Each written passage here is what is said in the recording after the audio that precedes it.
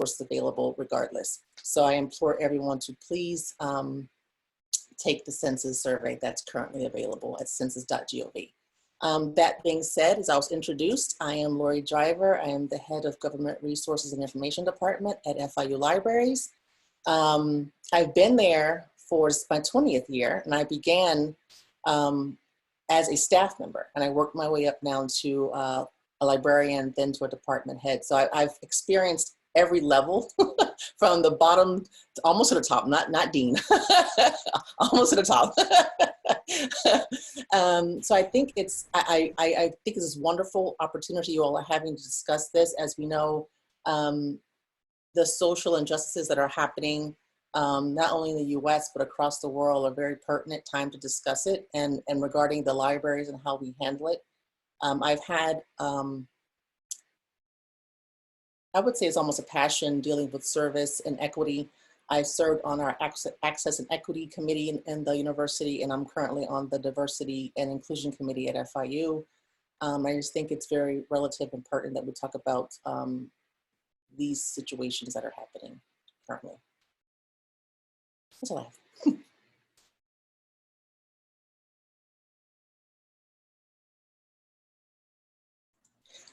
I don't have much more to go on beyond that. It was just mainly an introduction I wanted to say, and just to see where the conversation is going, where we could, kind of discuss these things as far as what, especially from my perspective, everyone has their own lens that they look out in the world, right? So my perspective and what I experienced or have experienced in my time here in Miami, and public libraries as well as academic, may not be the same as others. And I think it's imperative that we all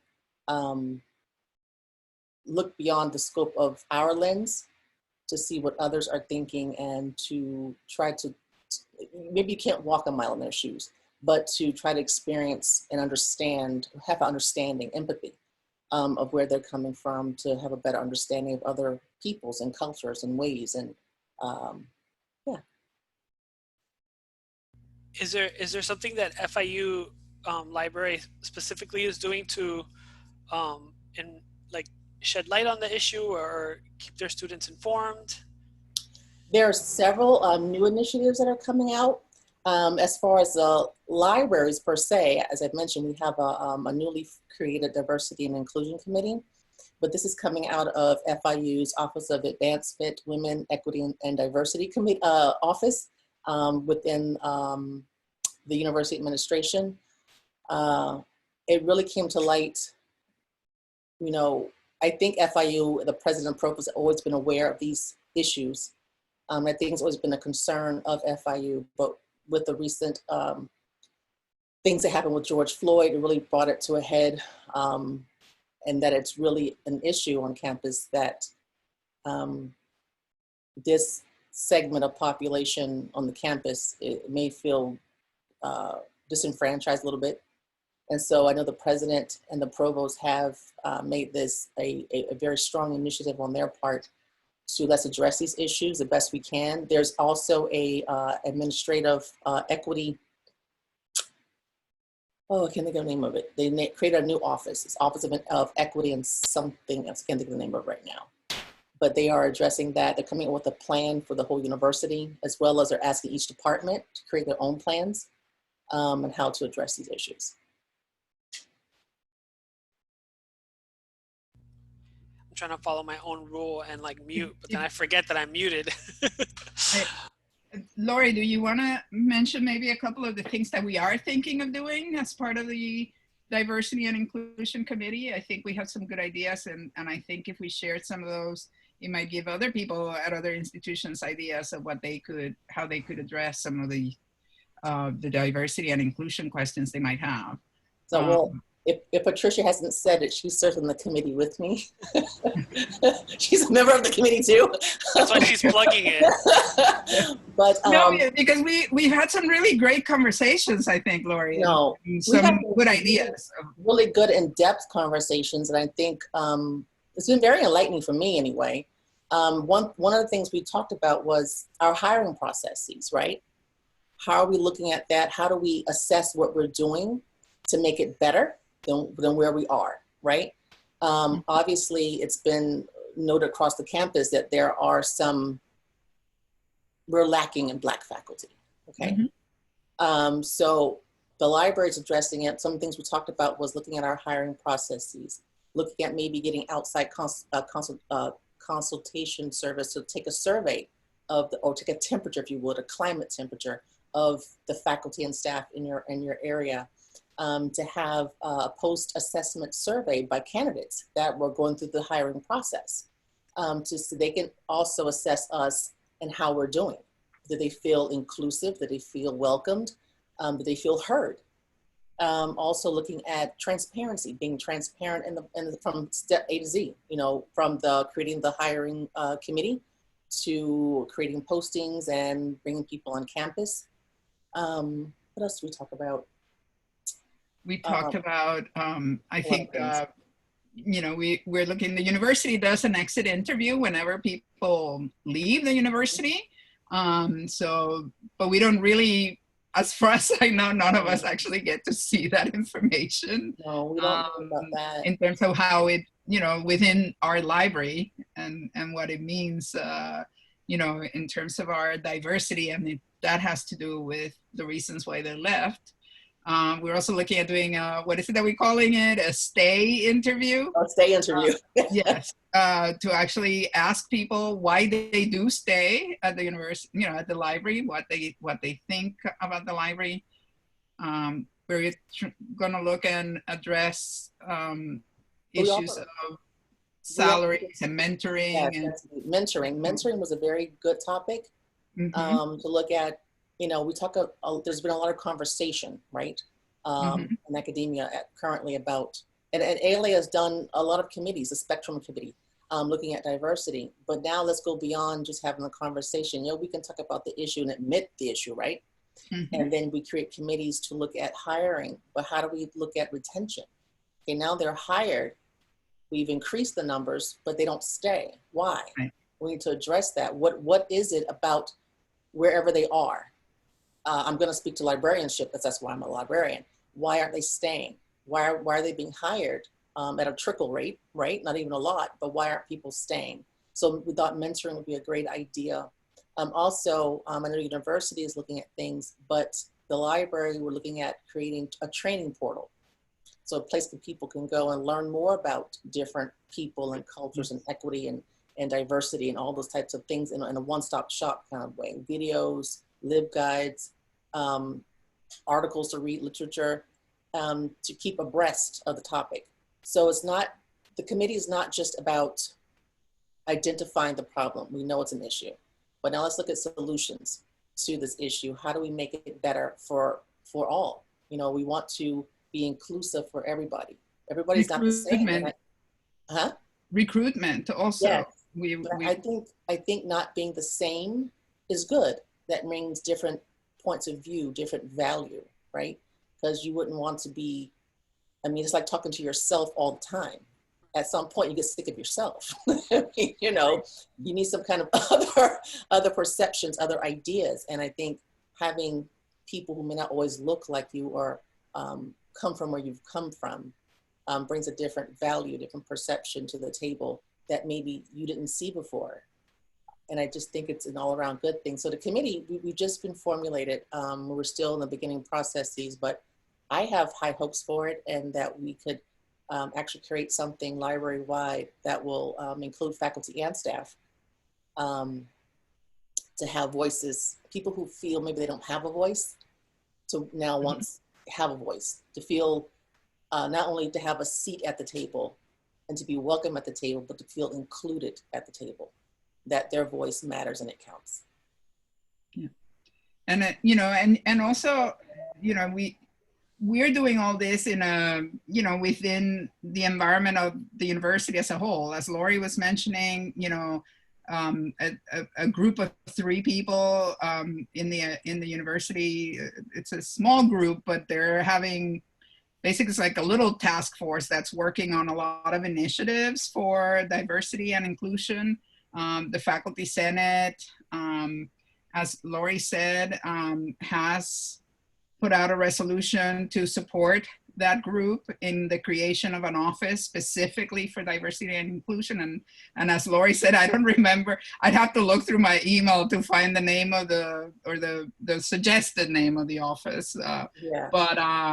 But it is in the works, and also there are a lot of different educational initiatives going on. Both Lori and I don't know if you've already done the bystander leadership workshop, which is something that you guys might want to look at for your own institutions. That's a really good opportunity for people to learn how to intervene when they see situations that are not appropriate, whether it's towards women or racial or ethnic groups, etc. We're also having training for people participating in search and screen committees and such. I don't know how. Yes, we're going to have that as well. So there's a lot of things going on, and one of the things, which is why I mentioned recruitment, one of the things, I don't know how the search and screen committees or search and screens processes are for Miami-Dade or public library, etc. But we have a very long, drawn out search and screen process.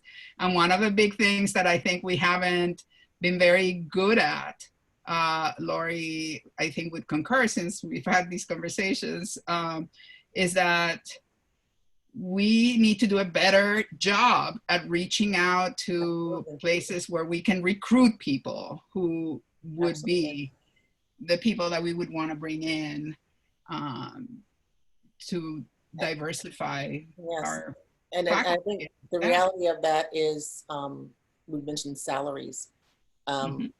Sometimes cost comes into play, where someone will say, we don't have money to advertise here, here, here, and here. But I think to make a change, we have to make a change. And we have to prioritize these things to say, okay, we can't give you, an extra $5,000. We can give you a few $100 maybe, to post, not in your typical places. But you can't attract what people don't know is out there. And not everyone goes to the same places, because we aren't the same. And I think it's just important, and I hope the university really is going to put some teeth behind this, to allocate funding, to allow additional resources to be allocated to reach out to other people. So at this point, I want to introduce Isabel Duque. Do you want to chime in? Greetings, everyone. Thank you for having me and for the invitation. I'm honored. And hello to my fellow librarians out there. Give my love to Shalala, please. We miss her. Will do. She's right there. To be invited here, I would like to talk to you guys a little bit. Forgive me. I'm going to use a PowerPoint if I may share my screen. All right. Host disabled. Thank you. Oh, I'm not allowed to share my screen yet. I think, Patricia, you have to give her access.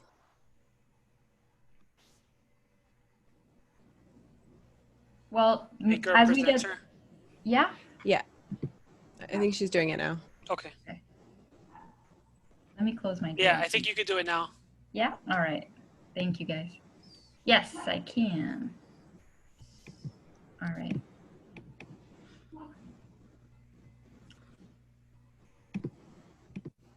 All right. I believe you can see my screen. Yep. All right. Here we go. So I created a very short, I'm not a big fan of PowerPoints, but this is kind of a loaded topic.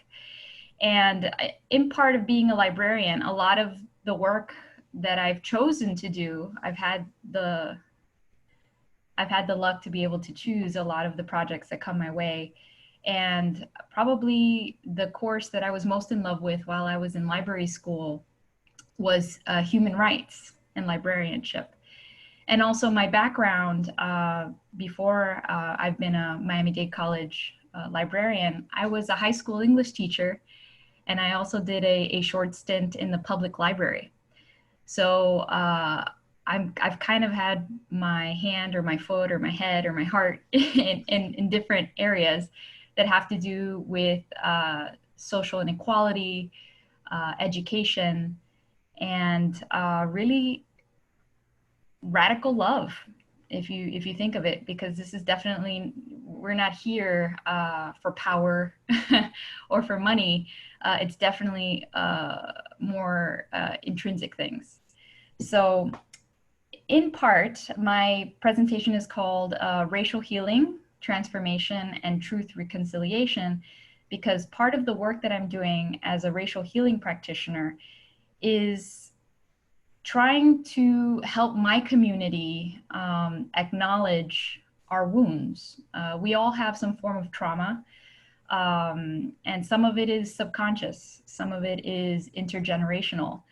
And it comes out in our habits, in our microaggressions, in our decisions, and in the narrative that we choose to internalize, whether we feel that we are inferior or superior to other people, which, as time has told us time and time again, that is something that has been created by man. That's not the truth. Okay. All right. So what is the landscape like in our libraries, in the classroom, in our community, and in our country? And I could even say the world. We do have crazy levels of injustice, and it's becoming even more evident now during this pandemic.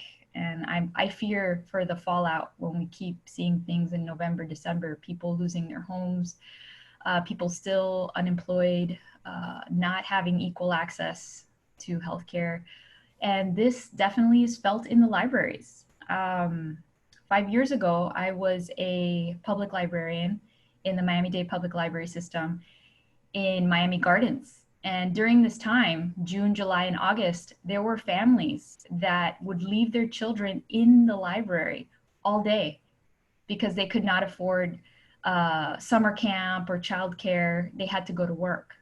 So their one meal of the entire day, because I didn't know if they received breakfast at home, they would have it in the library. I was serving it to them through government-funded program. Okay, so these are things that we're experiencing right now as a community. Okay, so as I mentioned before, we talked about the hierarchy of value, and this is fed to us through our family. For example, I have, my family is Cuban, but my grandmother is brown and she has coarse hair. And every time I tell her that she is brown, she says, "No, what do you mean? I am mulata. That is not brown." And it's, again, not fully coming to terms with, you're brown, and that's beautiful. There's nothing wrong or negative or demeaning in that. Okay, so again, we get that in our families, we get that in the movies, we get that in the news media, how they characterize someone that might be a felon and white versus somebody that might be a felon and black. Okay, and of course, this comes to no surprise to the librarians out there. I think that a lot of this exclusive narrative comes in the power of words, in the powers of the stories that we decide to take with us and pass on. Okay, so that narrative of exclusion is very strong in our country. We see it in our textbooks. I mean, most of us here in the academic realm, sometimes even our collection development purchases feed that narrative. Okay, oh, that came from Harvard, that must be more authentic than the University of Chicago, right? So it's constantly seeing our biases, because we all have them. We all have our prejudices, and constantly checking ourselves and just asking ourselves, what does that, how does my reaction teach me something, right? Microaggressions, I don't have to tell you, we live in South Florida. We experience microaggressions, or we even do them all the time because, again, our culture, right? And this narrative, this hierarchy of value, which is an illusion, and these implicit biases all kind of feed the loop and the foundation of the system of oppression that we live in, okay? And that creates trauma, all right? So that's kind of it. I have a little video. We don't have time for it, but if you want me to share my PowerPoint with you, the video is part of that. Again, you when can we share the talk, link in the chat. oh, okay, thank you. Systems of oppression, right? So this for a lot of people, just like systemic racism, that might be like a really huge concept that's really hard to tackle and to kind of point the finger at. And this, I feel, kind of slowly starts to look at all the different layers and players involved in this. We kind of just talked a little bit about the ideology behind these systems of oppression. We also spoke about institutional, us being part of that as well. Educational institution is definitely part of that exclusive narrative.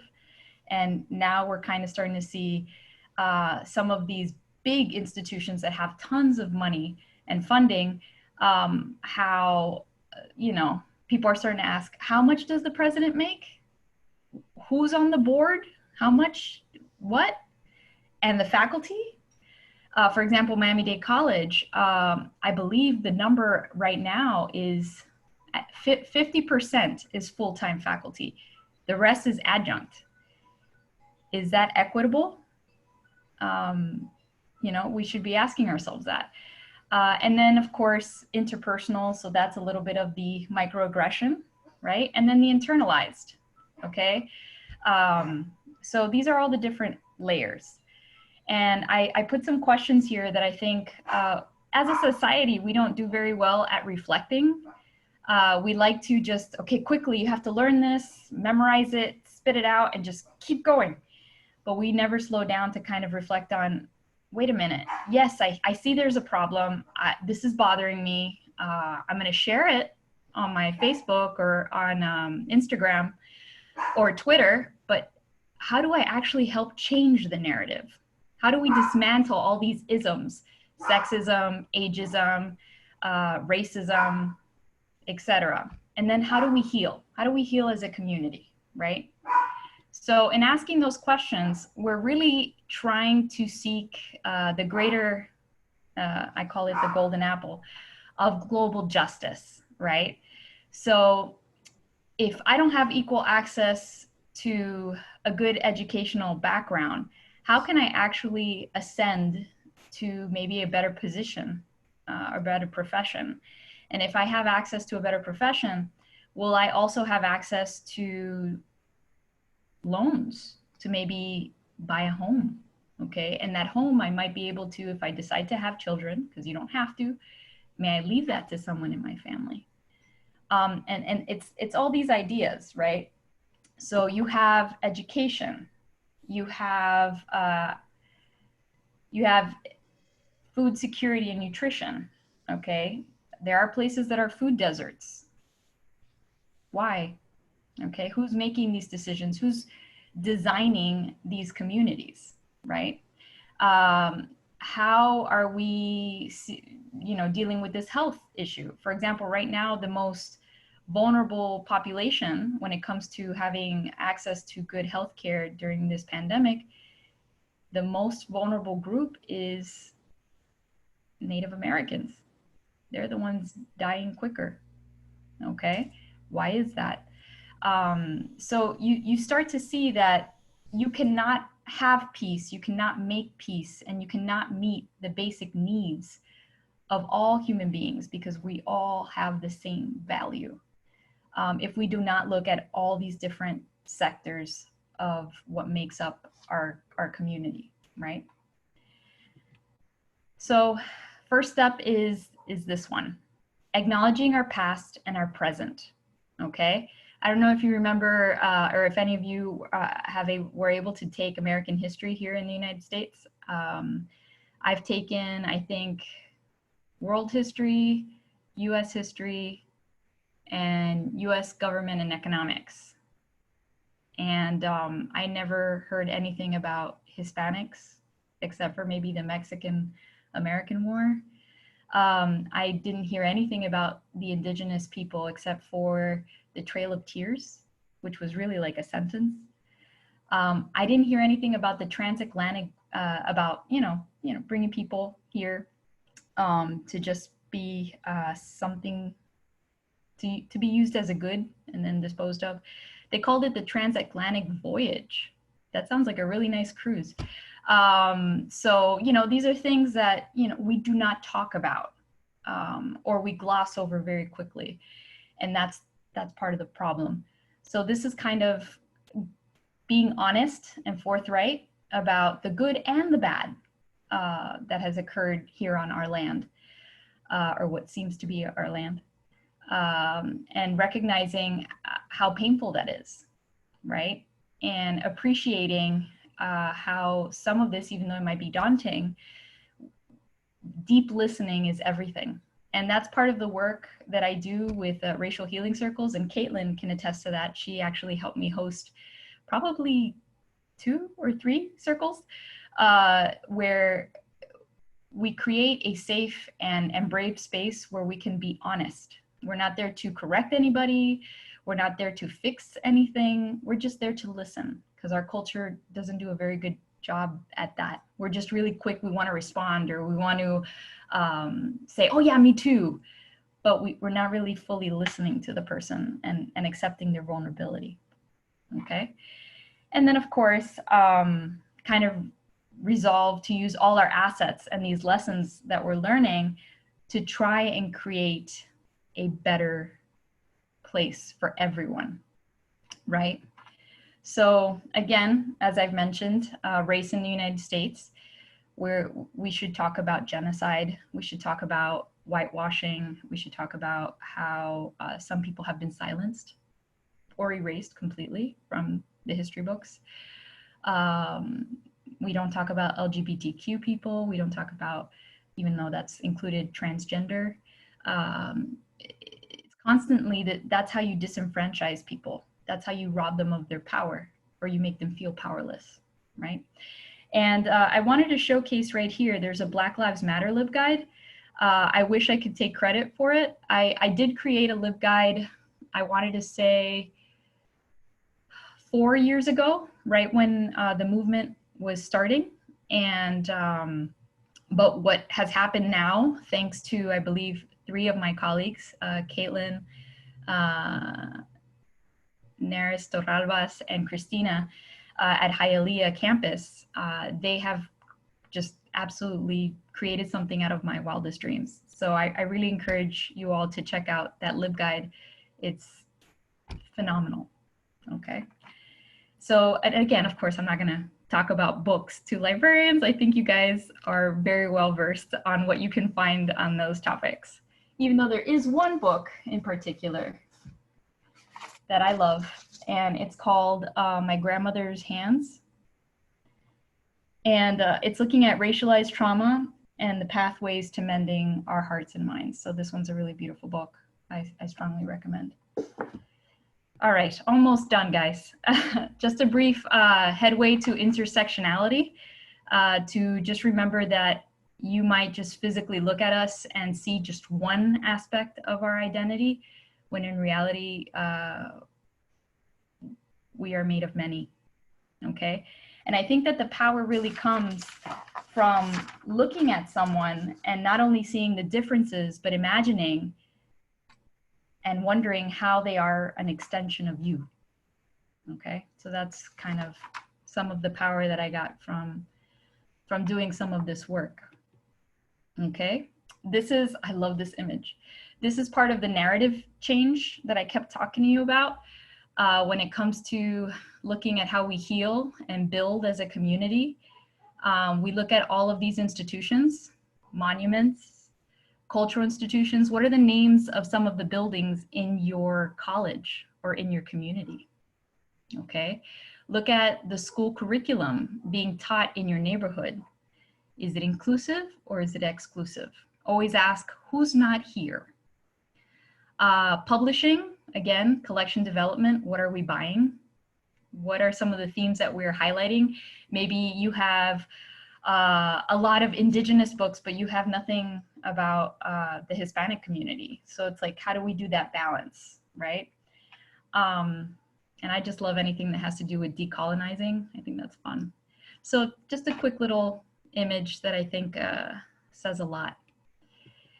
And some good questions to explore. I'm not going to read them to you because I've already exhausted words and images being thrown at you. But I just wanted to show them there as a way of like, okay, how do I have this dialogue? How do I continue the work, right? So those are some. And then I've included some actions that us as librarians or people that dwell in libraries, what are some of the programming ideas that we can consider? You have the human library. I'm happy to say that at Miami-Dade College, we've hosted quite a few of these in the last couple of years. And it's just phenomenal, the response of like, I would have never spoken to a mystic and now I know. Or I would have never known that young person had a visual impairment and what that means in their everyday life. Storytelling, any kind of creative expression event, which we're really good at, right? We have tons of poetry slams and maybe artivism where we, you know, create things that speak our minds. You also have the ALA Great Stories Club series. You can apply for the grant, but even if you don't get the grant, they have all their resources right there online. So, you know, beg, borrow, and steal. That's what we do in education. Racial healing work, the W.K. Kellogg Foundation is the one that actually helps doing the trainings. So they have tons of resources online, handbooks, racial equity workbooks that I think are very useful. Miami-Dade Public Libraries are doing some phenomenal trauma healing work. They've actually invited social workers into the library to help their patrons. They host meditation series, they host yoga, and not like I'm gonna bend my leg over my head yoga, even though that's good too, but like just grounding. So it's really good stuff. And last thing, just diverse community events where we really practice on creating a we. Okay, so there's great stuff out there that other people are doing, and I hope you all will take a moment to explore. Is there any time for one activity? No more slides? Yeah. Okay, all right. I don't know if you guys can unmute yourselves. I would like for us to do this together as a community. All right. So I'm going to read one line and then I'm going to ask you to sing it with me. All right. This is I Am Somebody by Jesse Jackson. So I'm going to start. I am somebody. I am Somebody. somebody. I may be poor, but I am. Somebody. Okay. I may be young, but I am Somebody. somebody. I may be on welfare, but I am somebody. I may be small, But I am somebody. I may have made mistakes, but I am somebody. My clothes are different. My face. My face is different. My hair is different, but I am somebody. I am black, brown, or white. I speak a different language, Okay. but I must be respected, protected, never rejected. I am somebody's child. I hear you, I see you, and I thank you for your stories. Thank you.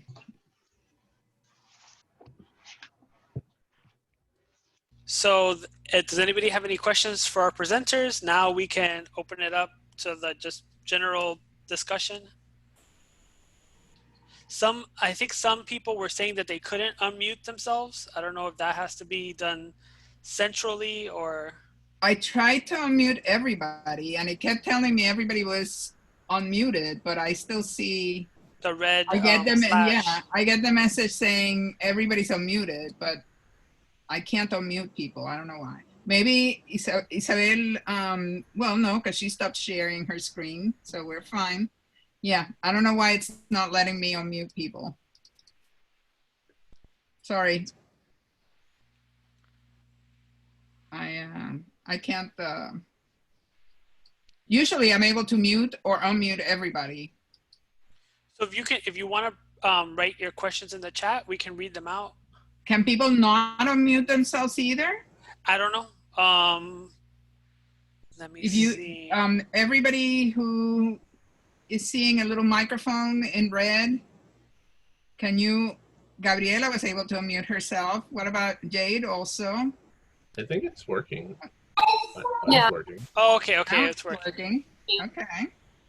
So I'm not sure why I couldn't do it myself, but okay. All right, so does anybody have any questions? You can now actually ask them, or you can put them in the chat if you want.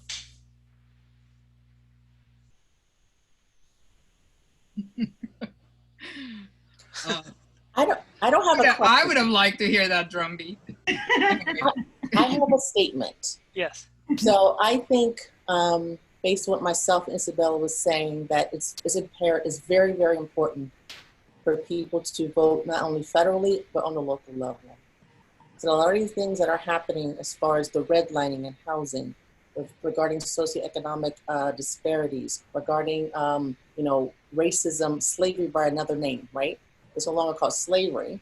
It went from that to Jim Crow to that something else. But now we have a lot of, we hear about defunding the police, right?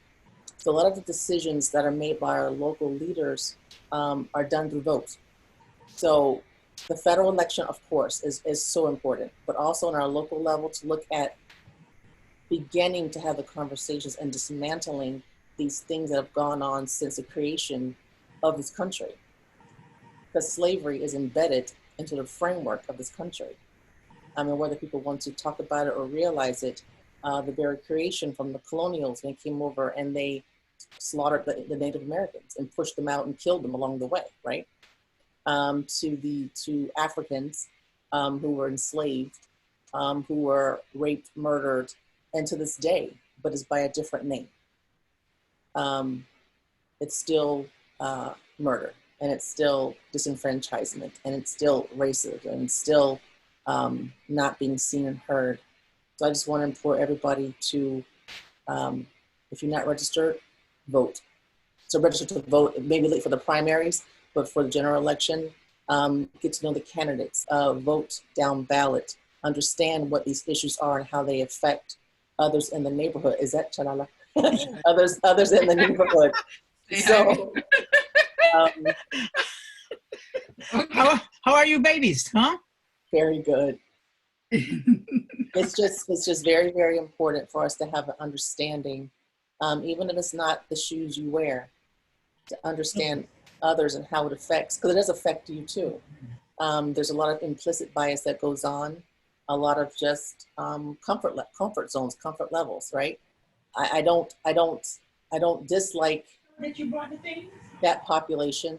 I don't hate them, but yeah, it's not me. So I know it's bad, but I'm just gonna look the other way, right? So how do we, not just looking at Black people, right? But also Native Americans, also that is LGBTQ+, looking at all those different things, how that might affect us. So voting begins. If you look at what's happening currently with the administration, with the stacking of the courts, right?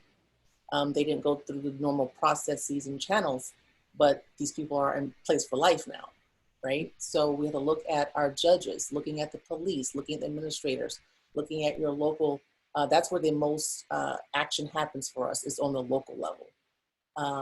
So again, take the census and vote.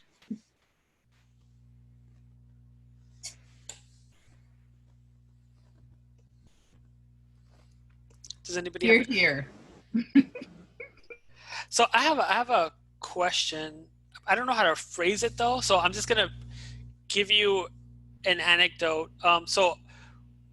We have a lot of initiatives to bring Black students on campus. We have the Black Male Initiative. We go to the high schools, and I believe, I could be wrong, but I believe that the college, faculty and staff do a good job of trying to be welcoming, but the students may not be, right? So other students in the classroom, so we invite, let's say a Black student to come on campus, but then the primarily Hispanic students who may not even think that they're, people of color, even though they are unwelcoming. And then, so how do we navigate that? Like, how do we, I guess, impact the students as opposed to only focusing on faculty and staff, which again, I think it needs to happen. I definitely think we need to impact faculty and staff, but how do we change our students' hearts and minds, do you guys have any strategies?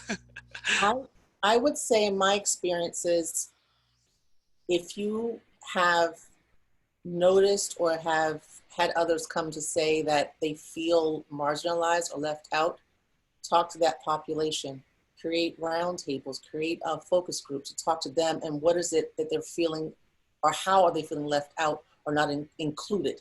How are they feeling separated? And then once you get feedback from them to begin to design a program or training of sorts or activities even, because sometimes kids interact, I call them kids, I'm sorry. Mm-hmm. I call them kids too. Sometimes students interact doing activity, right? So I would talk to that group that feels marginalized, whoever they may be, and create focus groups or trainings or roundtables and get their feedback on what is it. Maybe they come to MDC, maybe they come, but they don't stay. Why? Ask them. Ask them. And take that data and analyze it and then try to create trainings around it. If the administration is on board with these things, that's great. But if administration is not on board, have conversations with them as well. So there's a way to do it, but you have to ask the uncomfortable question. You have to ask the uncomfortable question. Thanks. I also think libraries are in a very unique position, whether it be public or academic, that especially in academic where we are interdisciplinary, like we are an area where everyone has access. It's not just we're focusing on this school or this, discipline per se. And so we have a platform of a sense to bring people together and to create programming that encourages that and does that and asks those questions and asks students and faculty and staff to come together and get uncomfortable and have discussion, I think is super important for us to use that. And that's why I really did so with the ALA Truth and Racial Healing Grant, I really loved that we were that kind of place and that, Isabel was able to come in and do the Racial Healing Circle, and we were able to reach out to students in different areas, especially first year students, because getting them early too in their academic career and saying, this is what we want to focus on within our campus. And this is what we want our campus culture to be from day one is really helpful. Isabel, how have students reacted to your circles, workshops, presentations? Well, surprisingly so. I've done this with high schoolers and the college community, and I feel that with the high schoolers, there's so much more level of play that they can let their inhibitions go, and they just jump in and they're great. When I start to work with people that are older, that's where the rigidity of what it's like, no, but people are watching me and I have to, or there's a hierarchy of, let's say there's a dean, there's a director, there's a faculty member, the hierarchies that we internalize. That's where people start to, they don't open up as much as you would think they would. But overall, almost everyone that walks away knowing someone else or saying, I had no idea that you also experienced. For example, there's a prompt that says, please share a memory of when you felt undervalued, invisible, or unappreciated. that's again universal. It's human. And in discussing that and saying, oh, you had a similar experience, or that's it.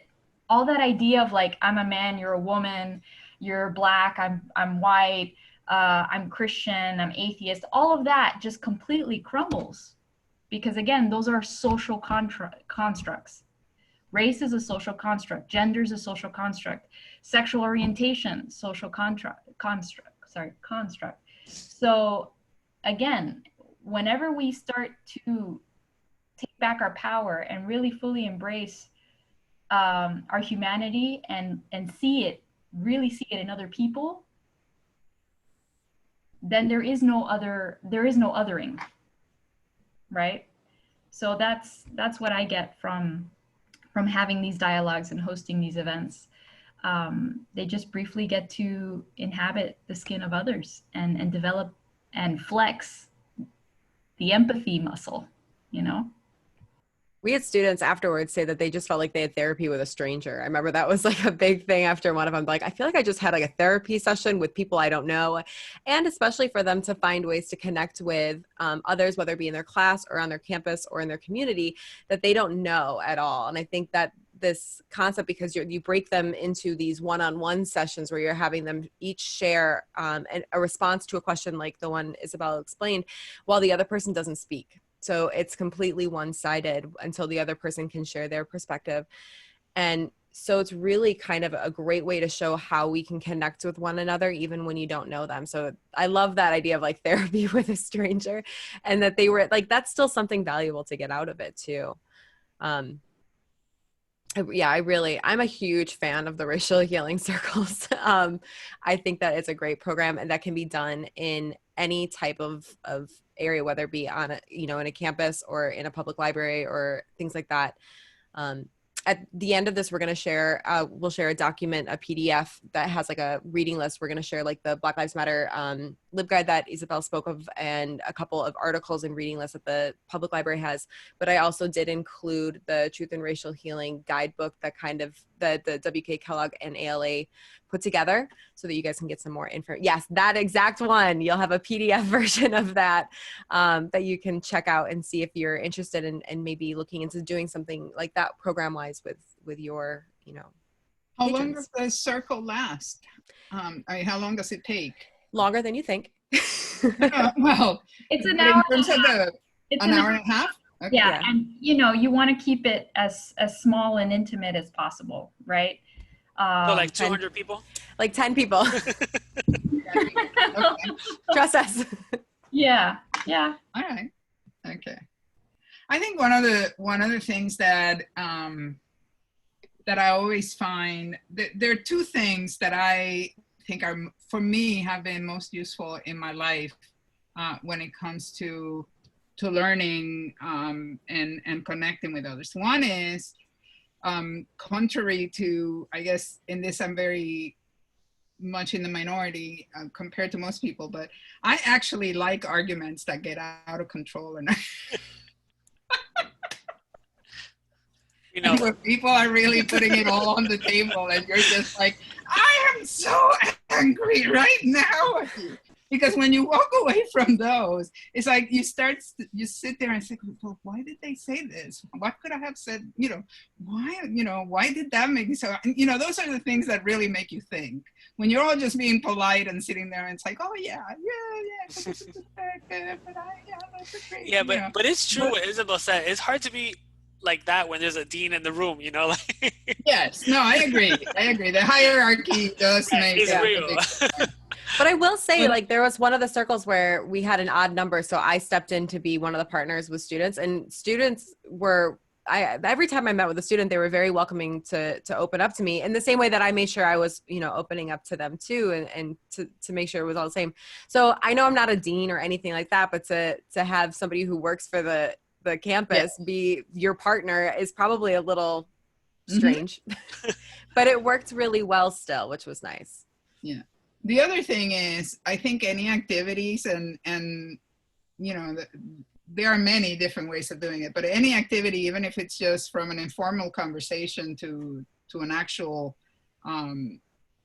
set of activities or workshop, whatever you have, where you are able to identify people who are like you, things that you have in common with others, I think can make a big difference. One of the things that has been very interesting to me over the 25 years that I have been, or almost 25 years that I have been with Chelala is, you saw her. For those of you who hadn't known her before, you just saw her. She's very white. Even her hair is all white pretty much now. Very white, green eyes. I mean, like really, really white. Her mom is mulata, as Isabel mentioned earlier. Her grandmother is black. Her grandmother was black. You would know it from just looking at her because she doesn't look like you would expect someone who has a black grandmother to look like. These are people's expectations. And it has been a really thrilling thing to see moments in which, for example, when we're out shopping, sometimes people will think she doesn't even speak Spanish because of the way she looks. So they'll say really terrible things about her, thinking that she can't understand them. And then it will be like, excuse me, I understand perfectly what you're saying. And then the other thing is true. She has had people who have said to her, well, you don't know what it's like to be black. And she's been like, well, I do, because I have it in, my family has had to deal with it, so it's, I think, you said something, Isabel, that really makes sense to me, which is always think of people as an extension of yourself. And, what is it that you do have in common with them, and try to understand why they might be looking at it differently than you are, or why they're reacting to things differently than you are. And I know in this time that we're going through, it's very difficult. I get as frustrated as everybody else, thinking I don't get how people react to certain things, because it's just not. But there's a reason, and what is that reason is important to explore. And maybe we just need to have some more of those open arguments where we can really get to the root of the problem. I think that one of the hardest things to do as a person in the world is to turn to wonder and ask that question of, I wonder how they arrived to that idea or that reaction, instead of just immediately like, I can't even conceive of how that is even possible. Right. Yeah, I believe there was in the news, there was this very wonderful, intelligent newscaster that I always like to tune in and watch her, and she's African American. And she got a call live while she was on the air, and it was a man, and he was he is from North Carolina, white, and he calls in and he's like, I am a racist. I don't want to be a racist. I want to be anti-racist, but I don't know how. Mm-hmm. And she, of course, in all her elegance, she's just like, you need to speak with other Black people. You need to go to places that are a little bit more diverse than just one type of people. And in doing that, again, you start to see an extension of yourself, even though there are differences, whether they're just physical, there might be socioeconomic differences, whatever. But the minute you open yourself up to that, mentally, emotionally, physically, the minute that happens, transformation, I feel a little like a pastor when I do that, sorry. But you will feel that change because it's no longer me versus them or us versus them. That completely falls apart. And I think another thing that's important, I mean, and for some things you really don't have much of a choice because they're pretty obvious, but still, If you're part of one of a group that is usually not included or is silenced or erased, as you said, it is important. And I know it's not easy to always speak up or to always stand up and stand for what you believe and what you think is right. But if you do have a little bit of courage to do that, I think it will make a difference. I think it will make a difference because it will, I will say this, I'm gonna say it, and I'm gonna say that just in one of our diversity and inclusion committee meetings, Lori said something that I was very happy she said it. It made me think of things that I hadn't thought of, okay? Other people might not have ever said it because they didn't want to put themselves out there.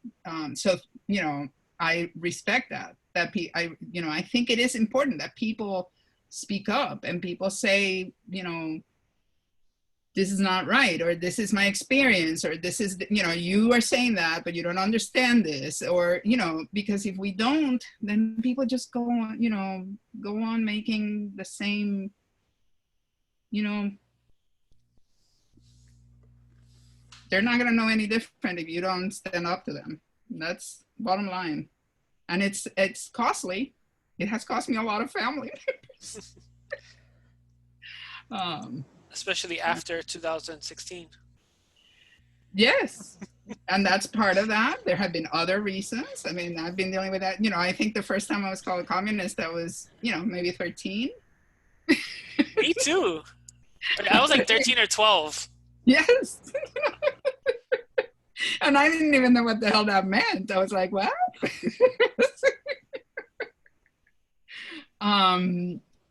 And then, you know, of course, there have been many other issues throughout life, you know, that have led me to lose friends and family and colleagues, people who think I'm irrational, people who think I, you know, don't, you know, understand them, whatever, for many different things. But you have to, because that's the only way that people will understand that what they're doing is wrong, or what they're saying is wrong, or, you know, or not necessarily wrong. Wrong might not be the right word, but disrespectful to others or inappropriate. So if you do have a little bit of courage or a lot of courage, stand up as many times as you can. So on that note, I do want to say that we're past 2 o'clock. I do want to respect everybody's time, and that was actually a good note to end on. So if anybody has any last comment, now's the time to chime in. If not, I want to thank Lori and Isabel for taking the time to speak with us, and I want to thank all of you for joining us. Thank you. Sorry, really quickly. Yes. Patricia, do you have the option as host or co-host to share files? I was just reading that message from you. I do not have, if there is a way to do it, I don't know what it is. I haven't done it before. We can email it to everybody. Yeah, not a problem. Yeah. Let's do that. If we want to do that in the future, I can check it out and see if there's a way to do it. But as far as I think we're gonna post it on social media too, so people will have access through that. Yeah. All right. Well, thank you so much, everyone. Thank you, guys, Lori, for agreeing to do this, and Isabel, thank you very much. Really great. We will hopefully see you all in 2 weeks. Yes. For our next topic. And since I am the treasurer, it is my responsibility to say thank you to everybody who's paid for their membership. We really appreciate it. And if you have not yet paid for it,